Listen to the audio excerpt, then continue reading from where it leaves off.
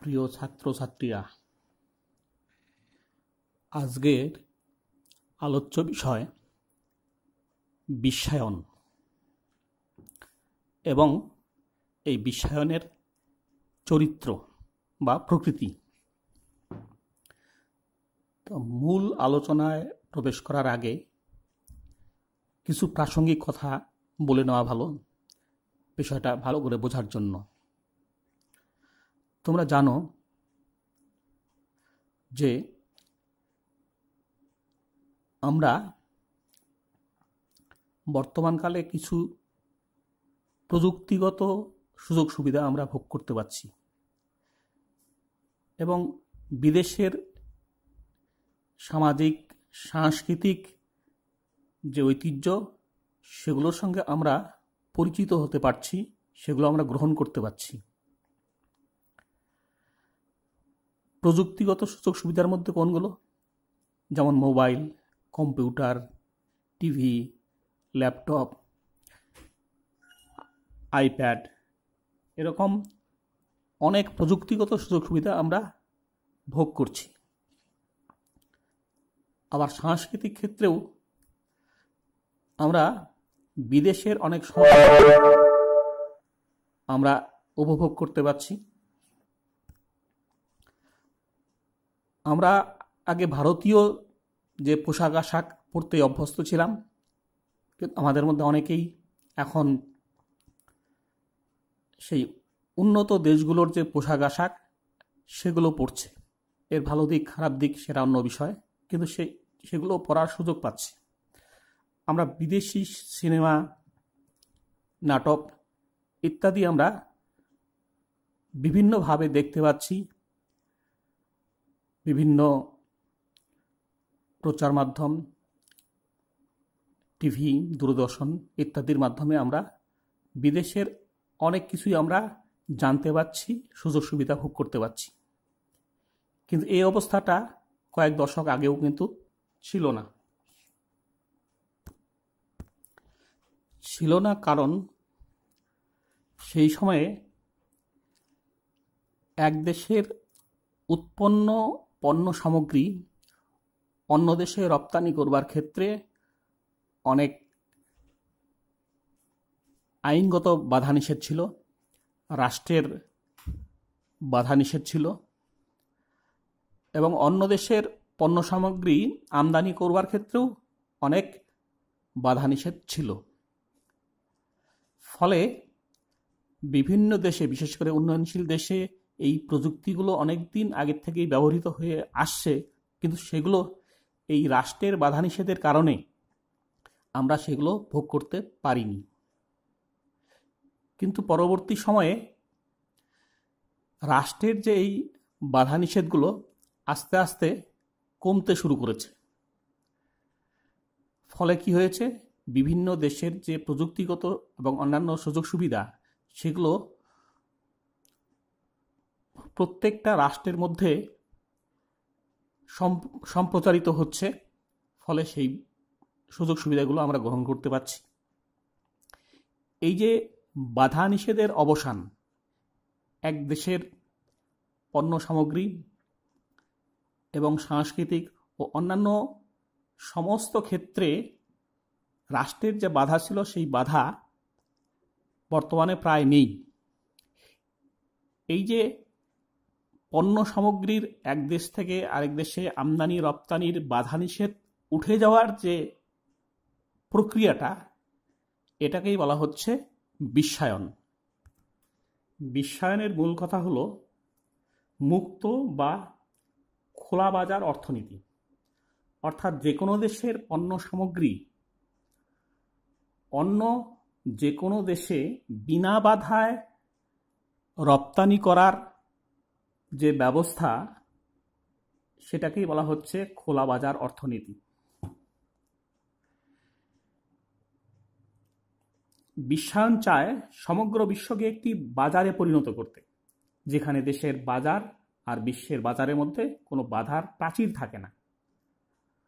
কোনো দেশ যে জিনিস ভালো উৎপাদন করবে সে তা বিদেশে রপ্তানি করবে এবং বিদেশি মুদ্রা অর্জন করবে। আবার অন্য দিক থেকে বলা যায় কোনো একটা দেশ যা সে উৎপাদন করতে পারবে না সেই জিনিসগুলো সে বিদেশ থেকে আমদানি করবে, সেটাও বিনা বাধায়। অর্থাৎ বিশ্বের প্রতিটি রাষ্ট্র পরস্পরের উপর নির্ভরশীল। এরপর আসছি বিশ্বায়নের সংজ্ঞা। বিশ্বায়নের সংজ্ঞা দিতে গেলে কোনো একজন বা দুজন রাষ্ট্রবিজ্ঞানীর সংজ্ঞা কোনো পরিপূর্ণ সংজ্ঞা দিতে পারে না। কয়েকজন রাষ্ট্রবিজ্ঞানীর সংজ্ঞা দিলে তবেই সেটা একটা সর্বজনগ্রাহ্য সংজ্ঞা হতে পারে, পরিপূর্ণ সংজ্ঞা হতে পারে। এখানে আমরা দুজন রাষ্ট্রবিজ্ঞানী এবং অর্থনীতিবিদের সংজ্ঞা দেওয়ার চেষ্টা করব, এবং কানাডার একটা রাষ্ট্রীয় সংস্থা দ্য কানাডিয়ান ইউনিটারিয়ান কাউন্সিলের যে সংজ্ঞা, সেই সংজ্ঞা আমরা দেওয়ার চেষ্টা করব। তোমরা 2 থেকে 3 জন বা 4 জন রাষ্ট্রবিজ্ঞানী বা অর্থনীতিবিদের সংজ্ঞা দেওয়ার চেষ্টা করবে। রাষ্ট্রবিজ্ঞানী ডেভিড হেল্ড বিশ্বায়নের সংজ্ঞা দিতে গিয়ে বলেছেন, বিশ্বায়ন হলো ক্ষমতা, কার্যকলাপ, ক্রিয়া ও প্রতিক্রিয়ার আন্তর্মহাদেশীয় প্রবাহ বা নেটওয়ার্ক। অর্থাৎ ডেভিড হেল্ড যেটা বোঝাতে চেয়েছেন যে রাষ্ট্রগুলোর যে ক্ষমতা, রাষ্ট্রগুলোর যে কার্যকলাপ এবং বিভিন্ন ক্ষেত্রে সেই রাষ্ট্রের ক্রিয়া প্রতিক্রিয়া শুধুমাত্র সেই রাষ্ট্রের সীমানার মধ্যে আবদ্ধ না থেকে সেটা মহাদেশীয় তথা সারা পৃথিবী জুড়ে প্রবাহিত হবে, পৃথিবী জুড়ে প্রভাবিত হবে। জোসেফ স্টিগলিটজ বলেছেন, বিশ্বায়ন হলো বিশ্বের বিভিন্ন দেশ ও জনগণের মধ্যে এক নিবিড় সংযোগ সাধন প্রক্রিয়া, যা পরিবহন ও যোগাযোগের ব্যয় অস্বাভাবিকভাবে হ্রাস করেছে এবং দ্রব্য সামগ্রী, পরিষেবা, পুঁজি, জ্ঞান এমনকি পৃথিবী জুড়ে মানুষের অবাধ যাতায়াতের অধিকারের উপর আরোপিত কৃত্রিম বাধা নিষেধগুলো দূর করেছে। দ্য কানাডিয়ান ইউনিটারিয়ান কাউন্সিল নামে একটি কানাডার সরকারি সংস্থা সম্মিলিত জাতিপুঞ্জের কাছে বিশ্বায়ন নিয়ে যে প্রস্তাব পেশ করেছিলেন, সেখানে বলা হয়েছে যে বিশ্বায়ন পুঁজিবাদের আর্থসামাজিক বিকাশের একটি স্তরের প্রতিনিধিত্ব করে। অর্থাৎ বিশ্বায়ন হলো বিশ্ব ব্যবস্থা সম্প্রসারণের একটি প্রক্রিয়া, যার দ্বারা রাষ্ট্র সংক্রান্ত সমস্ত সংকীর্ণ ধারণার অবসান ঘটে এবং অর্থনৈতিক, রাজনৈতিক, সামাজিক ও সাংস্কৃতিক ক্ষেত্রে বিশ্বব্যাপী অবাধ আদান প্রদানের পথ সুগম করে। এরপর আসছি জোসেফ স্টিগলিটজ। অবশ্য জোসেফ স্টিগলিটজের বক্তব্য আমরা আগেই বললাম। যাই হোক, এই রাষ্ট্রবিজ্ঞানী এবং কানাডার সংস্থার যে সংজ্ঞা, সেটা আমরা আলোচনা করলাম। এরপরে একটা সর্বজনগ্রাহ্য সংজ্ঞা দেওয়ার চেষ্টা করতে হবে। যেসব রাষ্ট্রবিজ্ঞানীর সংজ্ঞা নিয়ে আমরা আলোচনা করলাম, সেগুলোকে একত্র করলে একটা সর্বজনগ্রাহ্য সংজ্ঞা দেওয়া যেতে পারে এইভাবে, যে বিশ্বায়ন হলো এমন একটি আন্তর্জাতিক প্রক্রিয়া যার মূল লক্ষ্য হলো রাষ্ট্রের সাবেকি ধারণার অবসান ঘটিয়ে একটি সীমারেখাহীন বিশ্ব ব্যবস্থা গড়ে তোলা, যেখানে অর্থনৈতিক, সামাজিক, রাজনৈতিক এবং সাংস্কৃতিক ক্ষেত্রে বিশ্বময় অবাধ আদান প্রদান চালানো সম্ভব। বিশ্বায়নের চরিত্র বা প্রকৃতি। বিশ্বায়নের চরিত্রকে আমরা মূলত 4টি ভাগে আলোচনা করব। সেগুলো হচ্ছে অর্থনৈতিক দিক, রাজনৈতিক দিক, সাংস্কৃতিক দিক এবং পরিবেশগত দিক। এই সাংস্কৃতিক দিকটা বানানটা ভুল আছে। আমি কম্পিউটারে বাংলা টাইপিং করার ক্ষেত্রে আমার একটু অসুবিধা আছে, অক্ষমতা আছে, যার জন্য ঠিকমতো আমি এটা করতে পারছিলাম না। যাই হোক, সাংস্কৃতিক বানানটা তোমরা জানো, সেটা সেইভাবে সংশোধন করে নিও। যাই হোক, এই চারটি প্রকৃতি বা চরিত্রকে আমরা পরপর আলোচনা করব। প্রথম হচ্ছে অর্থনৈতিক দিক। অর্থনৈতিক ক্ষেত্রে বিশ্বায়নের মূল যে দিকগুলি সেগুলি হলো বিশ্বজুড়ে মুক্ত বাণিজ্যের দ্রুত প্রসার, অর্থাৎ সারা বিশ্বজুড়ে কোনো ব্যক্তি বা রাষ্ট্রের সরকার অবাধে বাণিজ্য করতে পারবে, ব্যবসা বাণিজ্য করতে পারবে, কোনো রাষ্ট্র সেক্ষেত্রে বাধা হয়ে দাঁড়াবে না। এর হচ্ছে লগ্নি পুঁজির অবাধ চলাচল। যে কোনো ব্যক্তি পৃথিবী জুড়ে পুঁজি খাটিয়ে মুনাফা লুটবে, সেখানে কোনো রাষ্ট্রের আইন বাধা হয়ে দাঁড়াবে না, অবাধে সে ব্যবসা বাণিজ্য করতে পারবে, পুঁজি খাটাতে পারবে।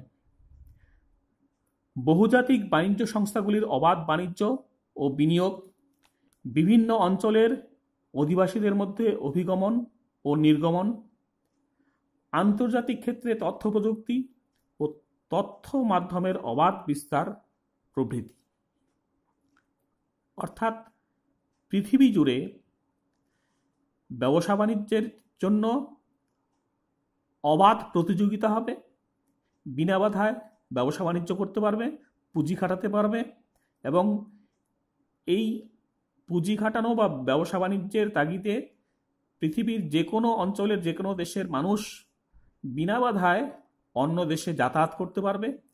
তথ্য প্রযুক্তি ও অন্যান্য যে তথ্যের মাধ্যম আছে সেগুলো বিনা বাধায় বিস্তার লাভ করতে পারবে।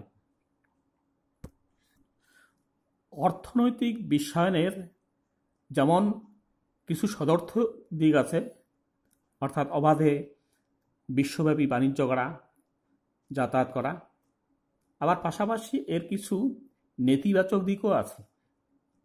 এর ফলে কি হচ্ছে, ধনী রাষ্ট্রগুলো আরও বেশি ধনী হচ্ছে, অন্যদিকে দরিদ্র রাষ্ট্রগুলো আরও দরিদ্রতর হচ্ছে। উন্নত যে সমস্ত রাষ্ট্রগুলো আছে সেগুলো উন্নয়নশীল বিশ্ব কাঁচামাল যোগান দেওয়ার এবং উন্নত বিশ্বের অপ্রয়োজনীয় যে সমস্ত দ্রব্যাদি আছে সেগুলো অনুন্নত বা উন্নয়নশীল দেশে বিক্রি করছে, যেগুলো তাদের ফেলে দেওয়া বা ব্যবহার করার মতো নয় এরকম পণ্য সামগ্রী তারা অনুন্নত দেশগুলোকে বিক্রি করে মুনাফা লুটছে। রাজনৈতিক দিক, বিশ্বায়নের ফলে রাষ্ট্র নামক যে সামাজিক সংস্থাটা, সেই সামাজিক সংস্থার গুরুত্বকে অস্বীকার করা হয়েছে। রাষ্ট্রের যে প্রধান বৈশিষ্ট্য সার্বভৌমিকতা, সেই সার্বভৌমিকতা অনেকাংশেই ক্ষুণ্ণ হয়েছে বিশ্বায়নের ফলে। সার্বভৌমিকতা বলতে আমরা কি বুঝি? অর্থাৎ রাষ্ট্রের চরম ক্ষমতা, শেষ ইচ্ছা প্রকাশ করার, চূড়ান্ত আদেশ জারি করার যে চরম ক্ষমতা রাষ্ট্রের আছে, বিশ্বায়নের ফলে এই চরম আদেশ জারি করা বা চরম সিদ্ধান্ত নেওয়ার ক্ষমতা অনেকাংশেই ক্ষুণ্ণ হয়েছে। ক্ষুণ্ণ হয়েছে কারণ পণ্য সামগ্রী অন্য দেশে রপ্তানি এবং অন্য দেশ থেকে আমদানি করবার ক্ষেত্রে রাষ্ট্রের অনুমতি নেওয়ার প্রয়োজন হচ্ছে না, বা রাষ্ট্র এই আমদানি রপ্তানির ক্ষেত্রে কোনো বাধা হয়ে দাঁড়াতে পারছে না। অথচ এই বাধা দেওয়ার ক্ষমতাটা হচ্ছে রাষ্ট্রের সার্বভৌম ক্ষমতা। যেহেতু এই সার্বভৌম ক্ষমতা বলে রাষ্ট্রগুলো বিশ্বব্যাপী আমদানি রপ্তানির ক্ষেত্রে বাধা দিতে পারছে না, ফলে স্বাভাবিকভাবেই বলা যেতে পারে যে রাষ্ট্রের যে সার্বভৌম ক্ষমতা তা বিশ্বায়নের ফলে অনেকটাই ক্ষুণ্ণ হয়েছে। আর এই সার্বভৌমিকতা না থাকার কারণে রাষ্ট্রগুলো এক দেশ থেকে অন্য দেশে যে দক্ষ শ্রমিক প্রেরণ করে এবং তথ্য প্রযুক্তির মাধ্যমে অর্থ ও শেয়ার হস্তান্তর করে, সেক্ষেত্রে রাষ্ট্র কর আদায় করার ক্ষেত্রে যে চিরাচরিত ক্ষমতা ভোগ করত সেই ক্ষমতা অনেকাংশেই ব্যাহত হয়েছে। এই জন্যই বলা হয় যে এই বিশ্বায়নের ফলে রাষ্ট্রের যে সার্বভৌম ক্ষমতা সেই ক্ষমতা প্রায় বিলীন হতে বসেছে। বিশ্বায়নের সাংস্কৃতিক দিক। বিশ্বায়ন সাংস্কৃতিক দিক থেকে সারা বিশ্বজুড়ে এক ধরনের সমজাতীয় সংস্কৃতি গড়ে তোলবার চেষ্টা করছে। প্রত্যেকটা রাষ্ট্রের তার নিজস্ব সংস্কৃতি থাকে, বিভিন্ন অঞ্চলে আঞ্চলিক কিছু সংস্কৃতি থাকে, আবার জাতীয় ক্ষেত্রেও কিছু সংস্কৃতি থাকে। এই সংস্কৃতি প্রত্যেকটা জাতি সংরক্ষণ করতে চায়, বাঁচিয়ে রাখতে চায়। কিন্তু বিশ্বায়নের ফলে কি হচ্ছে, যেহেতু এক দেশের সংস্কৃতি অন্য দেশে প্রেরণ করবার ক্ষেত্রে কোনো সরকারি বা রাষ্ট্রীয় বাধা নেই, ফলে অতি সহজেই এক দেশের সংস্কৃতি অন্য দেশে মানুষ গ্রহণ করছে। তার কিছু ভালো দিক থাকতে পারে, তার কিছু মন্দ দিক থাকতে পারে, কিন্তু নিজস্ব যে সংস্কৃতি, আঞ্চলিক সংস্কৃতি বা জাতীয় সংস্কৃতি, সেটা আস্তে আস্তে বিপন্ন হওয়ার মুখে পড়েছে। তোমরা টিভি খুললে বা অন্যান্য প্রচার মাধ্যমে দেখতে পাবে যে বিভিন্ন দেশের যে সাংস্কৃতিক কর্মকাণ্ড বা অনুষ্ঠানগুলো হয়, সেগুলো আমাদের ভারতীয় সংস্কৃতির সঙ্গে মেলে না। অনেক সময় সেটা অশ্লীল বলেও কখনো কখনো মনে হয়, কিন্তু যেহেতু বিশ্বব্যাপী এগুলো আদান প্রদানটা বাধাহীন হয়ে গেছে, ফলে আমাদের সেগুলো ইচ্ছে না থাকলেও সেগুলো আমরা দেখতে বাধ্য হই। হতে পারে যে এর কিছু সদর্থক দিক থাকতে পারে, কিন্তু আবার নেতিবাচক দিকগুলোও আমরা কোনো অবস্থাতেই অস্বীকার করতে পারি না।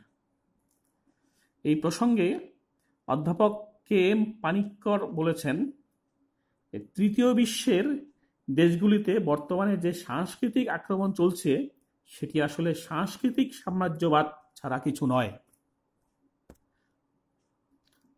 পরিবেশগত দিক। বিভিন্ন পরিবেশবিদরা মনে করেন যে বিশ্বায়নের ফলে পরিবেশের ক্ষেত্রে একটা আন্তর্জাতিক সংকট সৃষ্টি করেছে, যেটা থেকে বেরিয়ে আসা রাষ্ট্রগুলোর পক্ষে কোনো অবস্থাতেই সম্ভব নয়। বিশিষ্ট পরিবেশবিদ বন্দনা শিবা তার গ্লোবালাইজেশন অ্যান্ড এনভায়রনমেন্ট শীর্ষক একটা নিবন্ধে লিখেছেন, পৃথিবীর মূল সম্পদগুলি হল স্থল, জল এবং পরিবেশগত ঐতিহ্য। বিশ্বায়নের প্রভাবে এই স্বাভাবিক ও প্রাকৃতিক উপাদানগুলি পণ্যে রূপান্তরিত হয়েছে। কেননা কর্পোরেট সংস্থাগুলো তাদের ব্যবসা বাণিজ্যকে ত্বরান্বিত করার জন্য এই স্থল, জল এবং পরিবেশকে তারা নিজেদের পণ্য হিসেবে ব্যবহার করছে। বিভিন্ন রাষ্ট্রের মধ্যে চুক্তি করার মধ্য দিয়ে তারা এই জল, স্থলকে এবং পরিবেশকে নিজেদের স্বার্থে কাজে লাগাচ্ছে। আর যেহেতু বিশ্বায়ন হচ্ছে রাষ্ট্রের বাধার অবসান, তাই এই জল, স্থল বা পরিবেশকে এইভাবে ব্যবহার করার ক্ষেত্রে রাষ্ট্র কখনো বাধা হয়ে দাঁড়াতে পারছে না, ফলে পরিবেশ নষ্ট হচ্ছে। বিভিন্ন উপজাতি বা কৃষক সম্প্রদায়ের কাছে এই জল, স্থল এবং পরিবেশ হচ্ছে তাদের কাছে প্রিয়, তারা যে কোনো মূল্যে এই পরিবেশকে, এই জলকে, এই স্থলকে তারা সংরক্ষণ করতে চায়। আন্তর্জাতিক চুক্তির মধ্য দিয়ে কর্পোরেট সংস্থাগুলো যখন এগুলোকে নিজেদের পণ্যে পরিণত করছে, ফলে এই জল, স্থল এবং পরিবেশগত বৈচিত্র্যের উপর এই কৃষকদের, এই উপজাতিদের যে অধিকার, সেই অধিকার আজকে অবলুপ্তির পথে পৌঁছে গেছে। উপসংহারে বলা যেতে পারে যে বিশ্বায়নের ফলে অনেক দেশ আরও উন্নততর জায়গায় পৌঁছতে পেরেছে বিশ্বের বাজারে, বিশ্বের দরবারে তারা আরও উন্নত হতে পেরেছে। পাশাপাশি আবার এই বিশ্বায়নের কুফলগুলির ফলে তৃতীয় বিশ্বের দেশগুলোর মধ্যে এর কুপ্রভাব লক্ষ্য করা যাচ্ছে, যার ফলে কোনো কোনো রাষ্ট্রে আজকে এই বিশ্বায়ন বাধ্যতামূলকভাবে গ্রহণ করলেও তারা এটা একটা পরীক্ষার পর্যায়ে রেখেছে। বিশ্বায়ন আজকে ধনী দেশকে আরও ধনীতে পরিণত করছে, অথচ দরিদ্র দেশগুলো আরও দরিদ্র হচ্ছে। তাদের মধ্যে অর্থনৈতিক বৈষম্য আরও প্রকট আকার ধারণ করছে। উন্নয়নশীল দেশগুলির সাংস্কৃতিক ঐতিহ্য ও জীবনধারা আজকে বিনষ্ট হওয়ার মুখে পড়েছে। এই বিষয়ের আলোচনা এখানেই শেষ হলো।